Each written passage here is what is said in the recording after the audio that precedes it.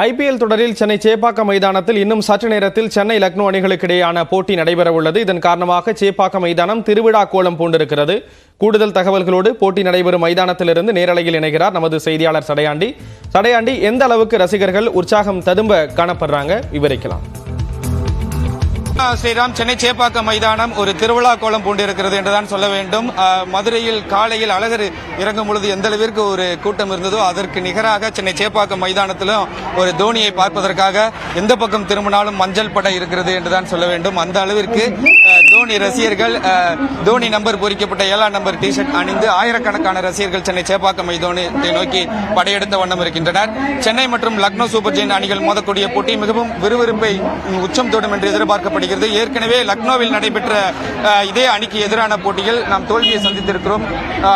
அது மட்டுமல்லாமல் சென்னை சேப்பாக்கம் மைதானத்தில் நடைபெற்ற 3 போட்டிகளிலுமே ஒரு அபாரமான வெற்றியை ருசித்திருக்கிறோம். எனவே சென்னை சேப்பாக்கம் மைதானத்தில் அந்த வெற்றி கொடியை நாட்ட வேண்டும் என்ற ஒரு எதிர்பார்ப்போடு தோனியை எப்படியாவது பார்த்துவிட வேண்டும் ரசிகர்கள் எல்லாருமே கூடியிருக்கக்கூடிய காட்சிகளை பார்க்க முடியுது. நம்மோடு நிறைய ரசிகர்கள் இணைந்திருக்கிறாங்க. அவங்கள்ட்ட இந்த போட்டி மீதான எதிர்பார்ப்பு எப்படி இருக்குன்னு கேட்கலாம். வணக்கம் ப்ரோ, எங்க இருந்து வந்திருக்கீங்க, என்ன எழுதிருக்கீங்க?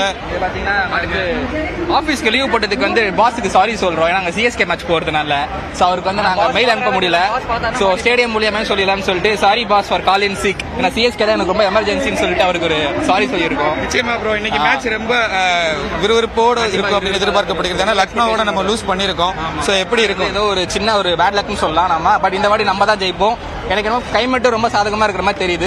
இந்த இவ்வளவு நாளா வெயில் கொளுத்திட்டு இருந்துச்சு, இப்ப கொஞ்சம் சில்லுன்னு இருக்கு. சோ அதுவே ஒரு பிளஸ் பாயிண்ட் தான் நான் பாக்குறேன். கண்டிப்பா ஒரு ஜெயிக்கிற ஒரு நிலைமை கண்டிப்பா இருக்கும். நிச்சயமா தோனியுடைய பெர்ஃபார்மன்ஸ் எப்படி இருக்கு? லாஸ்ட் சீசன்ல எல்லாம் தோனியை பார்க்க முடியுமா முடியாதா அப்படின்ற ஒரு ஏக்கத்தோடு இருந்தாங்க. இந்த சீசன் கண்டிப்பா விளையாடுவாருன்னு ஒரு நம்பிக்கை கொடுத்திருக்கிறாரு. நிறைய போட்டிகள்ல அதுவும் பினிஷரா இறங்கி ஹேட்ரிக் 6 எல்லாம் விளையாடுறாரு. உங்களுடைய எதிர்பார்ப்பு?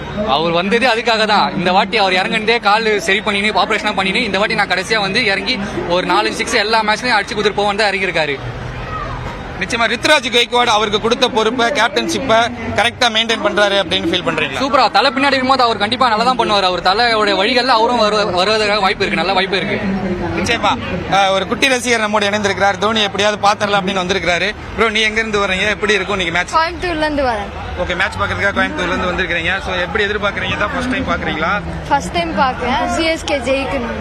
நிச்சயமா மிக ஆவலோடு ரசிகர்கள் எல்லாருமே எதிர்பார்த்து காத்துக்கிட்டு இருக்காங்க. நிச்சயம் ஹாட்ரிக் வெற்றியை ருசித்தது போலவே இந்த போட்டியிலும் வெற்றியை வசப்படுத்தி புள்ளிப்பட்டியலில் முன்னேறுவதற்கு சிஎஸ்கே கடுமையாக போராடும் என்று எதிர்பார்க்கிறார்கள் ரசிகர்கள். கண்டிப்பா சடையாண்டி, சிஎஸ்கே ரசிகர்கள் உற்சாகத்தோடு இருக்கக்கூடிய நிலையில அதே உற்சாகத்தோட தகவல்களை கொடுத்தீங்க. நன்றி சடையாண்டி.